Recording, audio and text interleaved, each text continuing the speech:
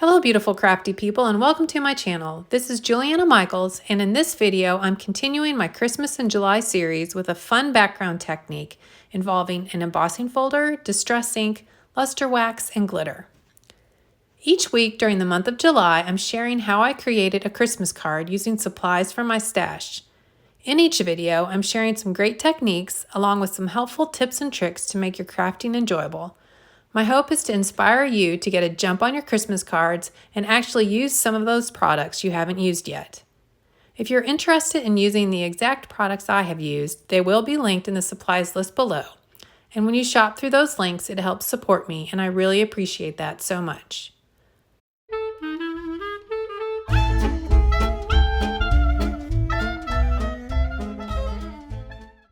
For this card, I'll be working with the Tim Holtz Sizzix Darling Dear die set, some of the greenery from the Tim Holtz Sizzix Holiday Brushstroke 3 die set, and the Tim Holtz Entangled embossing folder. I'll also be using the Tim Holtz Tiny Text Christmas stamp set and the Tim Holtz Music and Advert stamp set. If you don't have these exact dies and stamps, feel free to take a look in your stash and find something similar. To create the background for this card, I'll be using Walnut Stained Distress Ink and Sizzix Gold Luster Wax. I'll also be using Distress Collage Medium and a glitter duster filled with Rock Candy Distress Glitter. Now let's get on with the making. I'm starting off with a piece of distress watercolor paper cut to 4 by 5 1/4 inches. I'm going to take the Entangled embossing folder and I'm going to rub the Walnut Stained Distress Ink on the deep textured side of the embossing folder. This is the one that has the design printed on it. Once you get the folder covered with ink, you're going to lightly mist the piece of watercolor paper. I'm going to hold the distress sprayer pretty far away from the paper because I'm trying to avoid any large water droplets. If you do get any of these, just use a paper towel to dab them dry. I then place the paper into the embossing folder and I'm going to run it through my die cutting machine. And here's what happens. The ink that was on the folder gets pressed into the paper, causing a kind of letterpress effect. Before continuing to the next step, I'm going to dry the ink with my heat tool. Next, I'm going to apply the Sizzix Gold Luster Wax. I'm using my finger to apply the wax to the raised areas of the embossed paper. This really makes the details of the embossed design pop. You can apply as little or as much of this as you like. And just look at the beautiful shine the luster wax added. For the next step, I'm going to apply Distress Collage Medium, which is a liquid adhesive that dries clear and matte to some of the raised areas. Once again, I'm going to use my finger to apply the medium, as this allows you to apply to just the raised surface of the embossed design. I'm then using a glitter duster to apply Rock Candy Distress Glitter to the areas where I applied the adhesive. When you use the glitter duster to apply the glitter, you get a fine dusting of glitter as compared to just pouring glitter over the adhesive. This dusting of glitter adds a touch of sparkle, and when combined with the luster wax, it adds to the shimmer and shine. For the base of the card, I took a piece of black craft stock and cut it to 4 1/4 by 5 1/2 inches. I then took a rectangle die and cut the center from the base. This is a great way to save paper, especially if it's a paper like this that may be more expensive than just plain cardstock. I use the same rectangle die to cut a piece of white cardstock to the same size.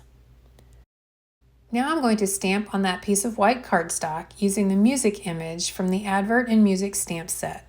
I'm going to apply a temporary adhesive to the back side of the paper to help hold the paper in place on my stamping platform. Normally, you would use the magnets to hold the paper in place, but because the stamp covers the entire piece of paper, you can't use them. So this is just a little trick to work around that issue. I then place the image over the paper, pick it up with the lid of my stamping platform, ink it up with Walnut Stained Distress Ink, and stamp the image. The tool I'm using to push on the stamp platform lid is called the Stampendable Stamping Tool, and it helps you apply an even pressure without having to push with your fingers. It's really helpful if you have any sort of hand or arm issues such as arthritis. Next, I'm going to go a little old school and use my decal edge scissors to trim the edges of the piece so that it is just slightly smaller than the black rectangle I cut out. If you happen to have the Holtz decal edge trimmer, you could also use that. Once I get it trimmed to size, I ink the edges with Walnut Stain Distress ink. Here I'm using a sanding disc, but you could also use sandpaper to sand the edges of the black craft stock. This reveals the craft core and adds a nice distressed look. Next, I'm going to apply adhesive to the various layers. I always like to apply a strip of adhesive to one end and then line up that layer with the layer below it before adding the rest of the adhesive. You can then easily flip it over and add more. If you're using a tape, you can do the same thing, just don't remove the liner from all of the strips until you have things lined up where you want them. I personally find this adhesive tape from scrapbook.com to work really well for adhering embossed papers where the surface isn't smooth. As you can see, I used a distress ink pad to hold the tape as I tear it. This is much easier than trying to tear it with my fingers and getting the right length, and I don't have to clean off my scissors. Off camera, I die cut and assembled the deer and greenery I'm going to use on this card. I cut the pieces from various colors of cardstock using these paper pads from scrapbook.com. Feel free to use any cardstock you have. For the deer, I also cut them from white cardstock and adhered the layers together to make them a little more sturdy. With some of the greenery, I sanded the pieces to reveal the white core of the paper. I love how this almost makes them look like there is snow on them. I shared some tricks for doing this in my first Christmas in July video, so make sure to check that out if you missed it. Now I'm going to start assembling the scene. I'm attaching the deer with the antlers to the card using double-sided foam adhesive, which will add a little dimension. I'm only removing the adhesive from the head area so I can more easily tuck the greenery and the other deer into place. I then futz around with the placement of the sentiment and the other die cuts. The sentiment is stamped in ground espresso archival ink using the Tiny Text Christmas stamp set. I then trimmed it down and inked the edges with Walnut Stain Distress ink. Here, I'm adhering the other die cuts using scrapbook.com Artiste glue. I cannot begin to express how much I love this adhesive and its ultra-fine precision tip for adhering small die cuts. I also used my scissors to trim the die cuts and to make them fit a little better and fill out the design.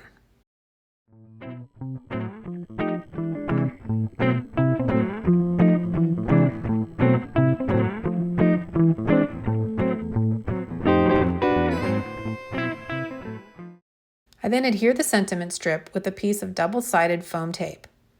Once I get the die cuts adhered, I use my tweezers to help tuck the deer legs behind the greenery and then remove the liner from the rest of the foam squares behind the deer. To add some interest to the die cuts, I'm going to apply Artiste glue to the antlers. And then I'm going to apply rock candy glitter using the glitter duster. And as I shared when using this on the background piece, this device applies just a dusting of glitter. I then move on to apply some glitter to the edges of the greenery and berries, which makes them sparkle like they are covered in snow. I then adhere this panel to the background layer using double-sided adhesive tape, and as before, I work with the end opposite the adhesive to line things up a little easier. And with that, the card is complete. I seriously love the sparkle and shine achieved with the dusting of glitter to the die cuts and the combination of the luster wax with the glitter on the background. I also wanted to share another version of this card that I created using the more detailed layers from the Brushstroke die. It definitely adds a wonderful touch to the card, but in the interest of saving time, you can certainly leave off this step and still have a great looking card. One thing I do wish I had done on this card was to have lightly sanded the berries, which does add to the snowy look. Either way though, you end up with a beautiful looking card. Thanks so much for watching. I'm truly grateful for you. I was wondering if you could do me a quick favor and subscribe to my channel or leave me a thumbs up or a comment. If you're feeling extra generous, I'd love for you to share about my channel with your friends. All of these things help out us YouTubers so much, and it would mean so much to me to have your support.